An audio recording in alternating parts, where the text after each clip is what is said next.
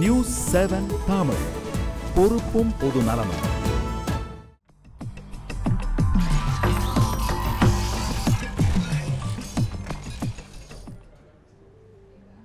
சிறிய விளம்பர இடைவெளிக்கு பிறகு மீண்டும் RSTMT கம்பிகள் வழங்கும் கேள்வி நேரம் நிகழ்ச்சிக்கு உங்களை மிகுந்த அன்போடு வரவேற்கின்றேன். காந்தியினுடைய நினைவு தினம் இன்று அனுசரிக்கப்பட்டு கொண்டிருக்கக்கூடிய நிலையில் காந்தியினுடைய கொள்கைகள் வெறும் கற்றுக்கொள்வதற்கு மட்டும்தானா அல்லது கடைபிடிப்பதற்கும் தானா பேசலாம். நம்பி நாராயணன் அவர்கிட்ட அந்த ஒரு கேள்விக்கான விடை கேட்டே வந்துடுறேன். மதச்சார்பின்மை என்பதற்கு ஒற்றை வரியில் அப்படின்னு சொன்னால் நீங்கள் என்ன விளக்கம் கொடுப்பீங்க?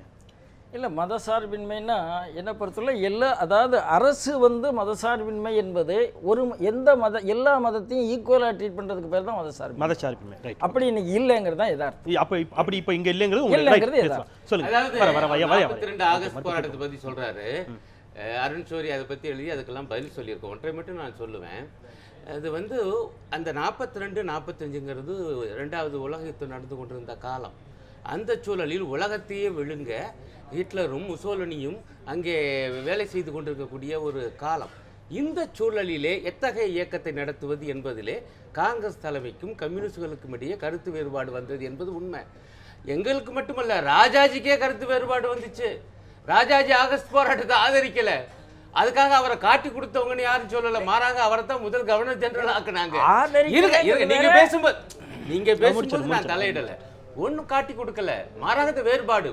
அடுத்து நாங்க என்ன பண்ணோம்னா 45 யுத்தம் முடிஞ்ச உடனே 46 கப்பற்படை எழுச்சி, அந்த மகத்தான எழுச்சி, ஏகாதிபத்திய எதிர்ப்பு எழுச்சி, அதை தீவிரமாக ஆதரித்தவர்கள் கம்யூனிஸ்டுகள். ஆக உத்தியிலே சில வேறுபாடுகள் உண்டு. ஆனால் காட்டி கொடுத்து சொல்லாங்க. மாறாக 1925 துவங்கப்பட்ட RSS கடைசி வரை சுதந்திர போராட்ட இயக்கத்தில் கலந்து கொண்டதே இல்லை. அவங்க தான் காட்டி கொடுத்தவங்க இந்த நாட்டுடைய சுதந்திர போராட்டத்தை.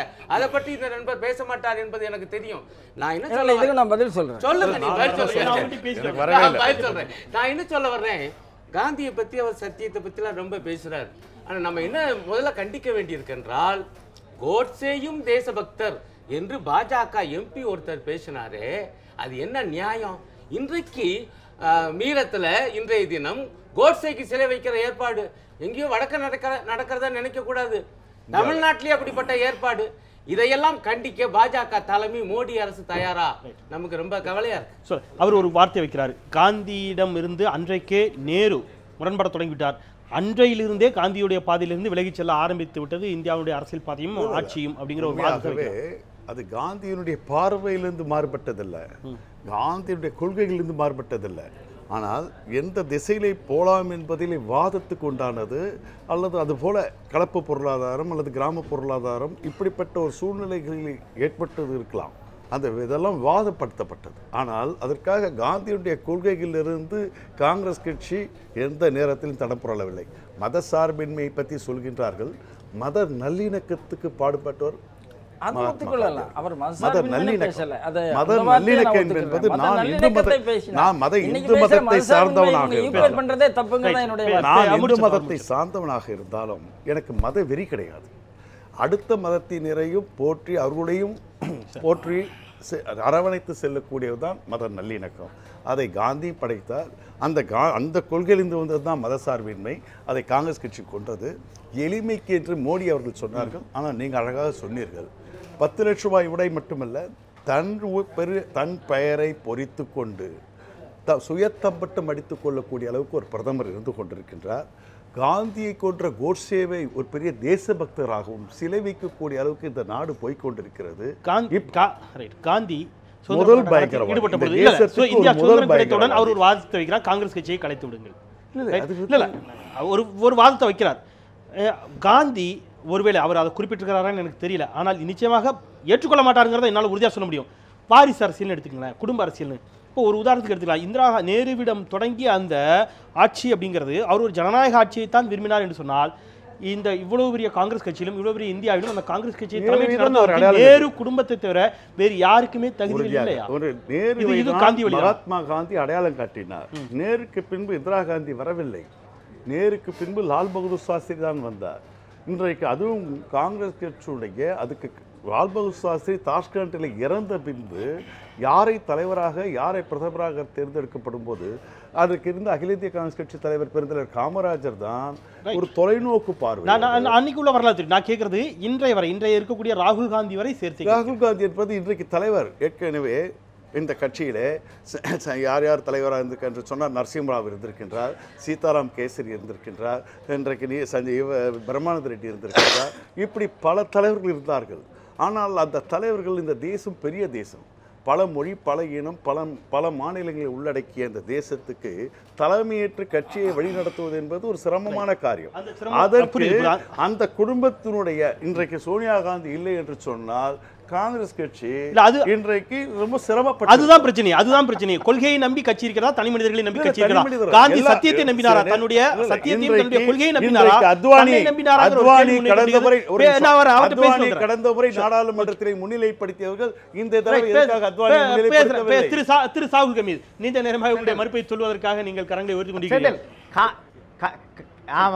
ஆமா செந்தில், முதலாவதாக ஒரு தனி மனிதனுடைய உடை, அவருடைய முடி அலங்காரம், சிகை அலங்காரம் போன்றவைகளை பற்றி பேசுவதே அநாகரிகம்.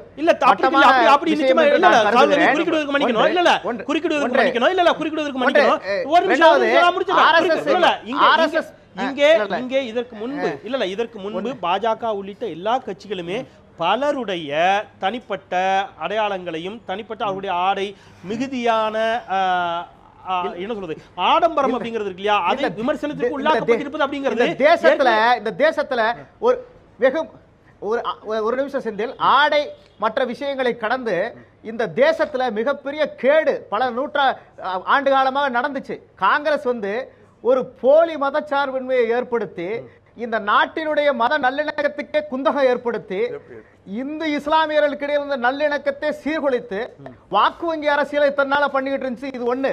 ரெண்டாவது, ஆர்எஸ்எஸ் என்கின்ற ஒரு பேர் இயக்கம் மிகப்பெரிய தேசபக்தி என்கின்ற ஒரு ஒற்றை சொல்லை அடிப்படையாக கொண்டதை ஒழிய அவர்கள் பதவிக்கோ மற்ற விஷயத்துக்கோ ஆசைப்பட்டவர்கள் அல்ல.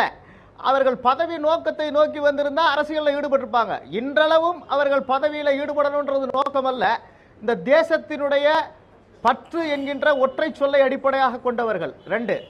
மூன்றாவது மிக முக்கியமானது, இந்த நாட்டில் ஊழல் என்கின்றது அடிப்படை விஷயமா இருக்கிறது. காரணம், ஒரே ஒரு நிமிஷம் என்ன பேச விடுங்க செஞ்சு.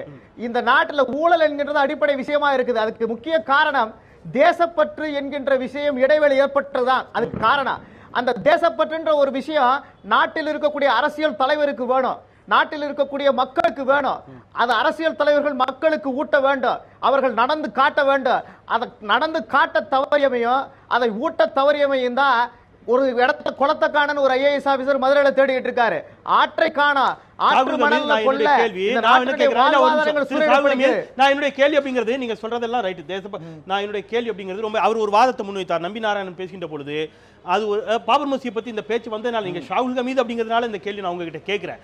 இப்போ இந்த ஒரு பெரிய சர்ச்சை போய்கொண்டிருக்கிறது. இந்த விவாதத்திலும் கூட அது கோவில் இருந்த இடம்தான் அப்படிங்கிறது அவருடைய கருத்து. அவருடைய கருத்து மட்டுமல்ல,